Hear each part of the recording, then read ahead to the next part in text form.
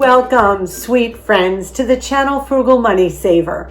My name is Emmy. My husband's Paul. We're so happy you have joined us today. Today's video is chock full of information, tips, hints, tutorials on how to save money on food. Food is expensive. We need to figure out ways to preserve the food coming into our homes, how to shop for less, how to dry food, freeze food, and this video is going to show you all that and more. Sit back, relax, and let's get right to it. Fruits and vegetables in the food store right now are going to be the lowest price that we are going to see probably for the rest of the year.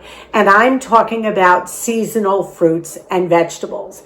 And those of you who garden like we do, you know that this is harvest season and we have to take care and preserve what we grew over the summer because it's usually a lot more than we can use right now. First segment of our video, we're going to jump right into the kitchen. We have a plethora of jalapeno peppers and we showed you a jalapeno popper recipe a couple videos back and you all seem to love that. Well, we're trying a recipe today that we have never ever made in our entire lives.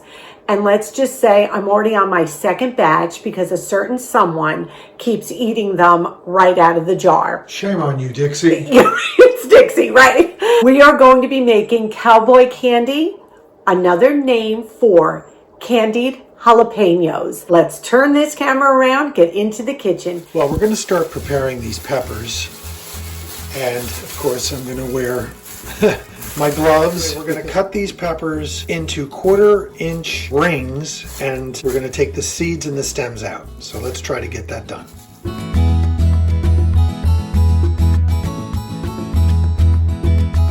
And then we're just going to core out the seed white membrane inside these because those seeds are hot. While Paul is cutting up the jalapenos, I am going to take a 1/2 cup of apple cider vinegar, put it in the pan.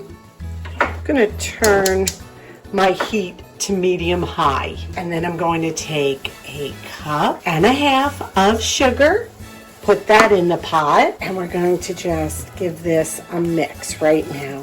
Also add a 1/4 teaspoon of garlic powder. And we want to bring this to a boil. Our mixture came to a boil. Now I'm taking our jalapenos, putting them in. We did remove most of the seeds and the membrane. We don't want them too hot. We are using 1.5 pounds of jalapenos. Wear gloves.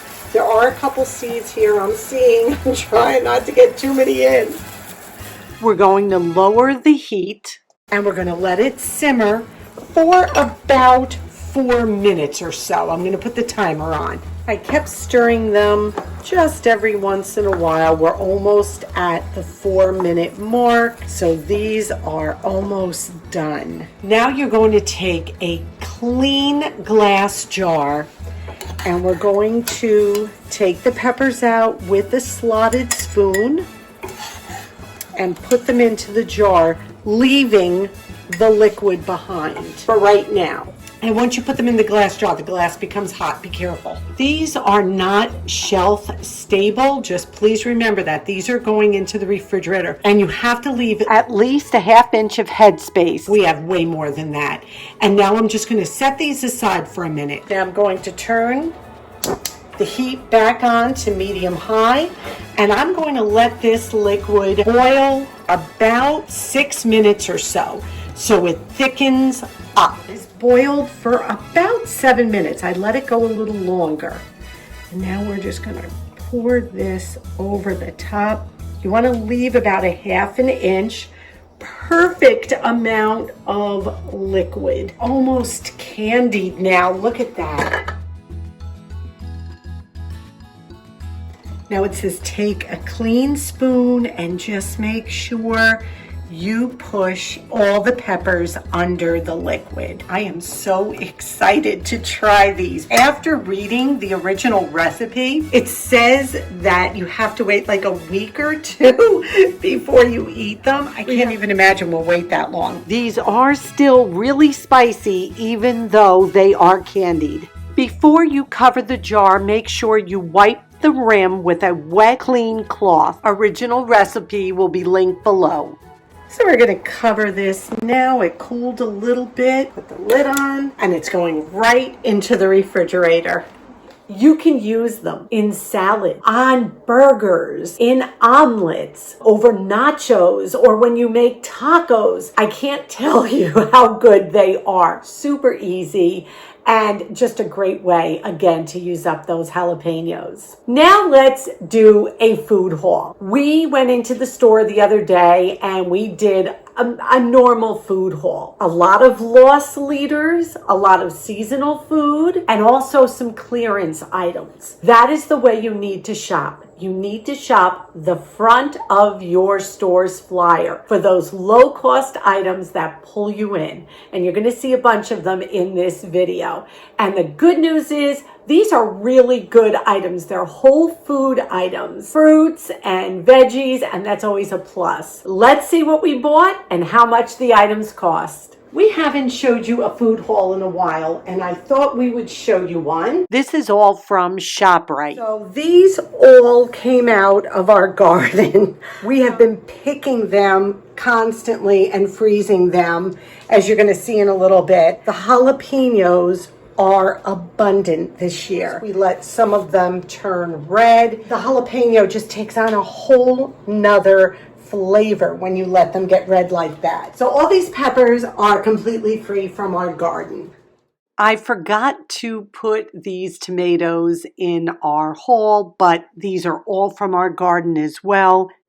I did buy a large 38-ounce bottle of ketchup. It was on sale for $2.88, which is a good price for Heinz ketchup. Now, this is a weird item for us. We never buy items like this, but I'm going to tell you why. It was on sale for $1.99 for squeezed mayo. And we are headed to the little house in September. We can stick this in our cooler and we just squeeze it on our sandwiches on the beach. This is just a great deal, $1.99. Couldn't pass that up. We did get organic celery hearts. I wanted regular organic celery. How bad was that celery, Paul? Yeah, it turned in the store. It was wilted.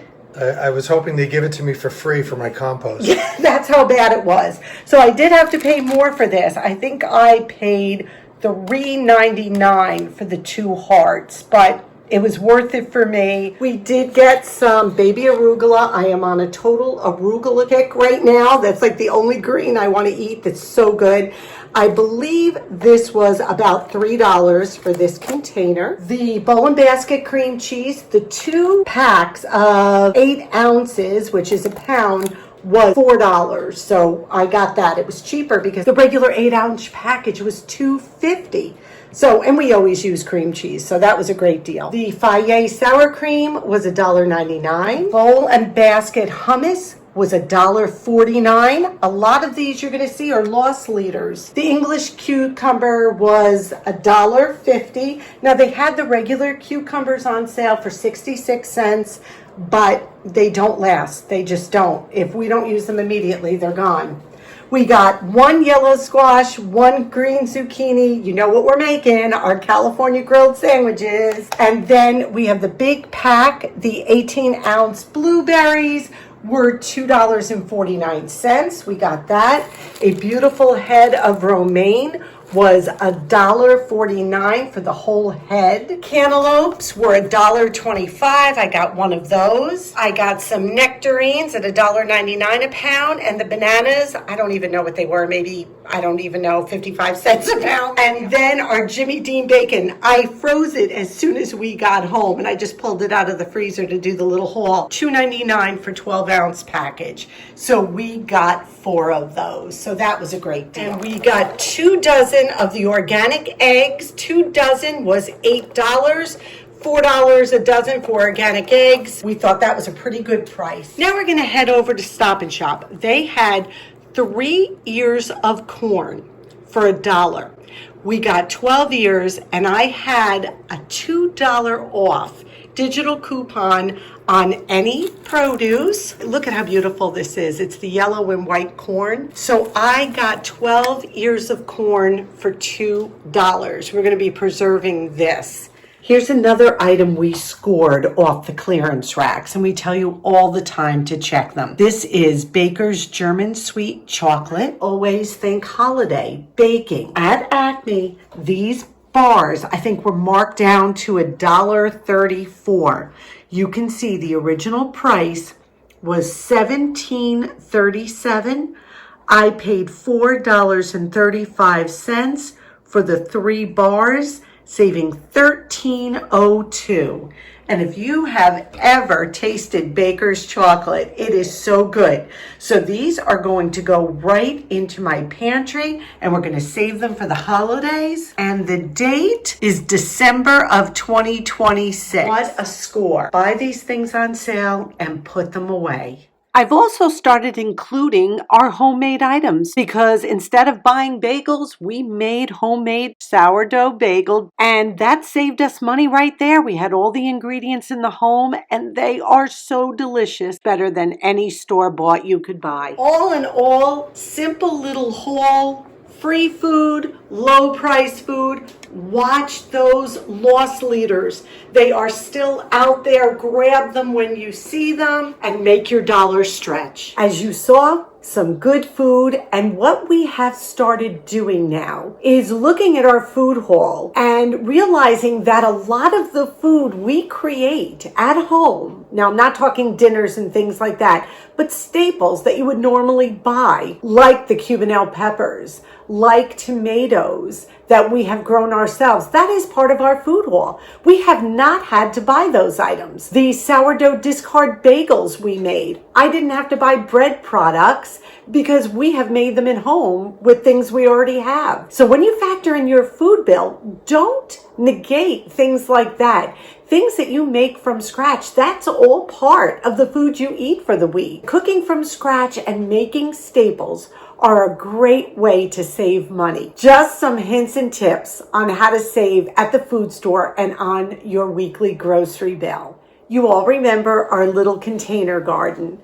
I'm going to show you a before picture of when we first started and what it looks like now. Those of you who think that you don't get a huge yield from container gardening, sorry, wrong. We have gotten so much this year. It has just been wonderful. And no, we don't use any kind of sprays, no pesticides. Everything we grow is organic. And people ask, well, how? I don't know. We just don't have a problem with bugs eating our plants. Not sure why, but we're very blessed that way. And we do keep a chicken wire fence around them so that the groundhogs don't get in. But yeah, it just works. Now, what do we do with all the wonderful vegetables that we grow and fruits we grow and herbs we grow? In this next segment, we're going to show you quick, easy ways to preserve what you grew. Please understand, we didn't grow corn. But corn right now is so inexpensive. I know ShopRite is going to have corn on sale next week, 5 ears for $1. Buy the locally grown from your store vegetables from the farmer's market and preserve them yourself. Even though we didn't grow corn, we're still buying it now that it is the lowest price we're going to see it for the year, and we're putting it away. Here are some quick tutorials on how to preserve those fresh fruits and vegetables that are at their lowest prices and in abundance this time of year. Here is our little baby garden when we first started back at the beginning of June. Look at it now. Container gardening is the way to go. Our plants got so big we even had to move some onto our walkway. And look, I even have a rogue gourd that grew out of a pepper plant. So as we start to harvest our delicious peppers that we grew and our jalapeños, our tomatoes, I'm going to start with the peppers. And what I'm going to do is these peppers are going to be set up for stuffed peppers baked in the oven. And these are going to be cut up into strips and then frozen in our food saver. So now I'm going to remove the stem. I'm just going to kind of like put my finger in there and free it up. Core, there it goes, there's the seeds, perfect. So what I'm going to do now is I'm just going to slice these into strips. I like to trim off the membrane once in a while if it gets too big. They're kind of, I don't know, woody and chewy. So this is all I'm going to do. So I'm doing all the peppers just like this. What I did now was I just took the peppers Paul cut. I have a cookie sheet. I laid a piece of wax paper on the bottom. Now we're going to just flash freeze these just like this. Stick it right in the freezer. What this does is it allows them to freeze separately. So when you want a handful of peppers, you just cut open the bag that Paul's going to food saver, take out what you need, reseal it, and they stay beautiful and fresh. So these were in the freezer about 2 hours, and they are nice and hard. You can see they're all separate, and that's how we're going to freeze them. Also, we don't buy pre-made bags. We buy the rolls. They're cheaper, and you make your own. So what you do is just measure out what you think you're going to need. There's a cutter built into the machine, and all you do is seal one end. So here's the bag. And what's great about these is as long as there is no raw meat in these bags, we wash them, dry them thoroughly, and we reuse them. So there's no waste. So now that I got the peppers in the bag, the peppers are already frozen.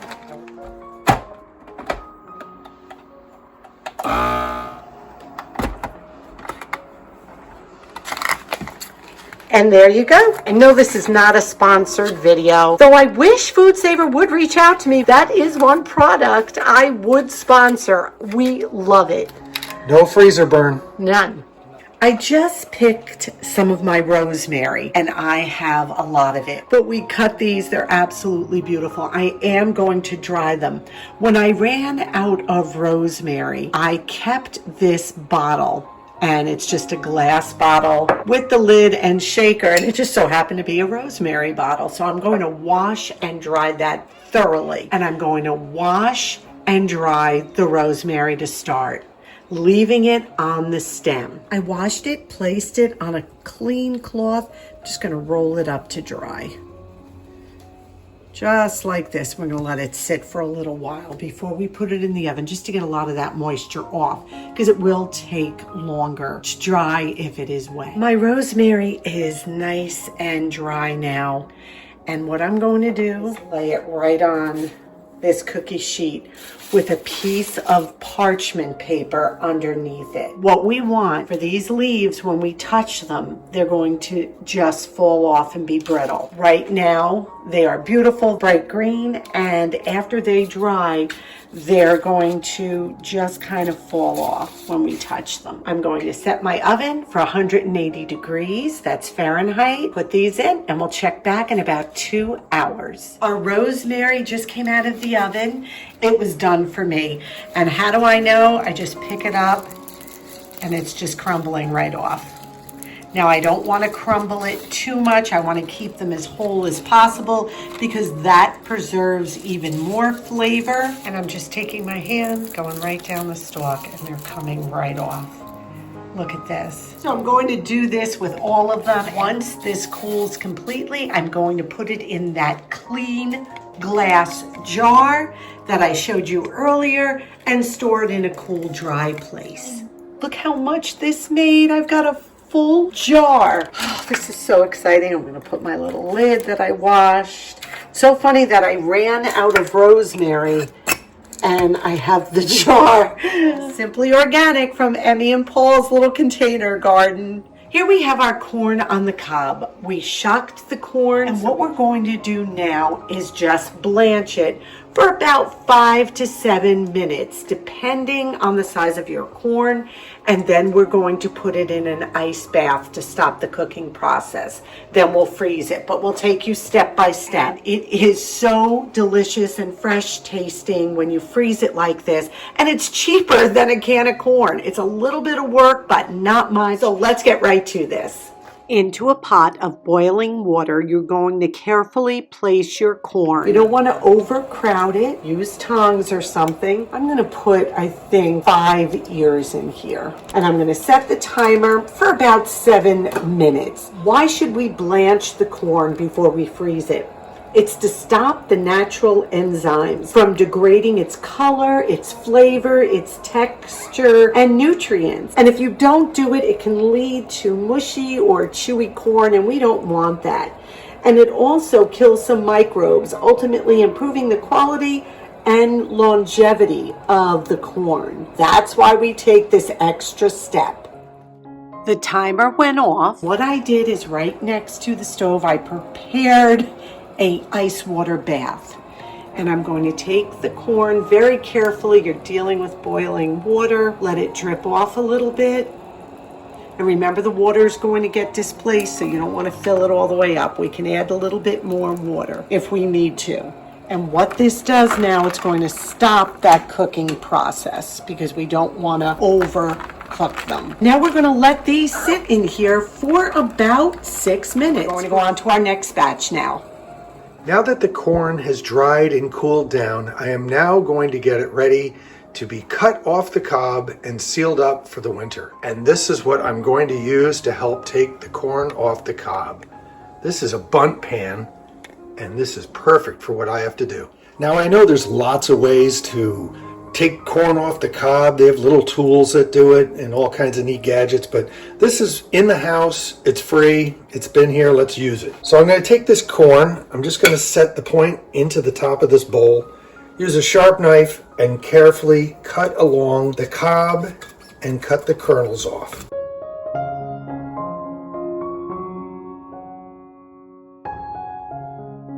Just rotate it and do it again.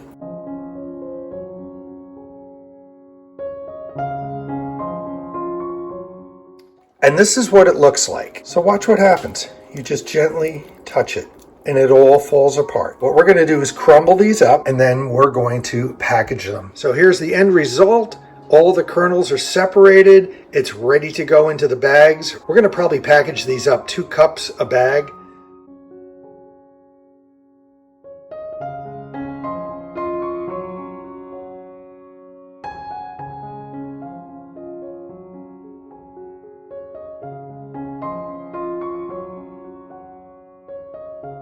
Now into the freezer they go.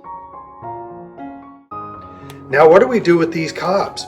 Well, there's a lot you can do with them. You can boil them up in water and make a corn broth. And the corn broth could be used in soups or chowders, anything that you want to have naturally sweetened with that little bit of a corn taste.